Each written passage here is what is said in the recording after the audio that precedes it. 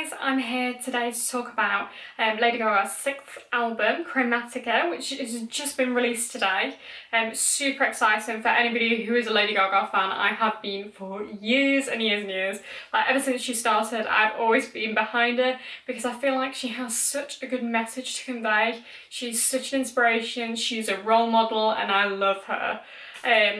So it's been 4 years since Lady Gaga released her last studio album, which was Joanne, which took more of like a country feel to it, whereas this album is so far away from that. She's gone more back to her roots. She's gone down this electro pop kind of fun dance album, which has some really strong meanings. It feels very personal, but it does feel like it's a bit of a homecoming. It's a bit of a party celebration that even though a lot's gone wrong in her life and she feels like she has a lot of regrets, she can still move past that and overcome any obstacles in her course. So I'm going to talk a little bit about the track listing within. So Chromatica has 16 tracks, and I wanted to go into the meaning behind them that's already been discussed. So the first song is Alice. It refers to Alice in Wonderland. And Lady Gaga seems to be reaching for this place, this magical wonderland that she feels like she's not got to yet, but she's still striving. And again, it's her pushing through whatever kind of obstacles come up. She's wanting to get to that magical place. So the second track is Stupid Love. This track has been released for a while. It's been in the charts. It was really well received by everybody. It talks about the foolishness of love, about how exciting it can be when you don't know somebody and you go through all of that fun and foolishness to get to something where you're in a really happy place. It's a really fun track and I love it. Rain on Me, again released not so long ago. This features Ariana Grande. They've just released the video. It's stunning. It's got kind of all the rain pouring down. It's in this crazy alternate universe which is known as Chromatica. I feel like it's just such a fun track, and again it's all about whatever happens, if there's rain falling down, you can push through and achieve what you want to. So again, another great message. Free Woman is a powerful song. Lady Gaga is basically saying, I don't need a man, I don't need anybody, I can survive on my own. Like no matter what I've thought in the past, I'm here to survive and I'm here to carry on. Fun Tonight is, again, really upbeat. It kind of goes with the rest of the album with the songs and the tunes that they come up with. But the kind of the lyrics behind it say that even though she's wanting to go out and have fun and people are trying to make her smile, they're trying to make her have fun, they're not really getting to that. She still feels unhappy and still feels disattached from kind of that reality of how she should feel. 911 is quite a hard-hitting song really for some people. It talks about Lady Gaga being on anti-psychotic medication, which she's spoken about in the past.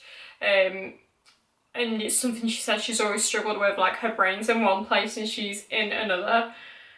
But she feels like she's disattached completely from her emotions, and the medication does have side effects apparently of doing that. So that song does encompass kind of her negative feelings towards it and not being able to feel things like she should be able to. Plastic Doll, I think relates to a lot about what's kind of in the media right now. Like everybody expects everybody to be perfect, especially on social media.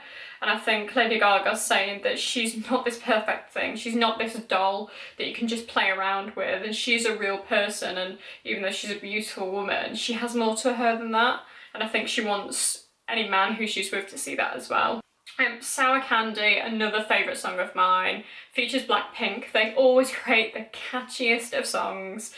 I don't know what it is about them, but everything they touch turns to gold. It is great. And again, this is about these very strong women, all powerful, singing about how they're very sweet, they're candy, they're beautiful, but they have these sour sides to them, like being slightly psycho, a little bit crazy.